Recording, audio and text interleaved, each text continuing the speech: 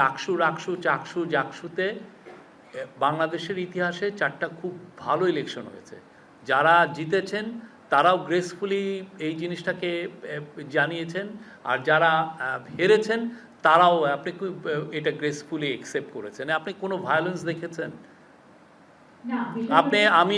আমি last time Dhaka ইউনিভার্সিটিতে আমি যখন পড়েছি তখন যে ইলেকশন আমরা দেখেছি, যেই ধরনের ভায়োলেন্স, কিছু একটাও, not a single incident of violence এই 4টা ইলেকশনে, not a single incident of violence. কেউ বলবে না যে আমাকে এসে উনি বা আমাকে প্রহার করেছেন, বা এই গোষ্ঠীগতভাবে এই গ্রুপকে অ্যাটাক করেছে। অনেকে কমপ্লেন করেছেন, অনেকে এটা নিয়ে অস্থিরতা প্রকাশ করেছেন যে এত স্লো হচ্ছে কেন রেজাল্ট, এটা নিয়ে এক ধরনের ডিসঅ্যাপয়েন্টমেন্ট ছিল। বাট আমরা বলবো যে 4টা ইলেকশন বাংলাদেশের ইতিহাসে, স্টুডেন্ট কাউন্সিলের ইলেকশনের ইতিহাসে খুবই স্মরণীয় ইলেকশন।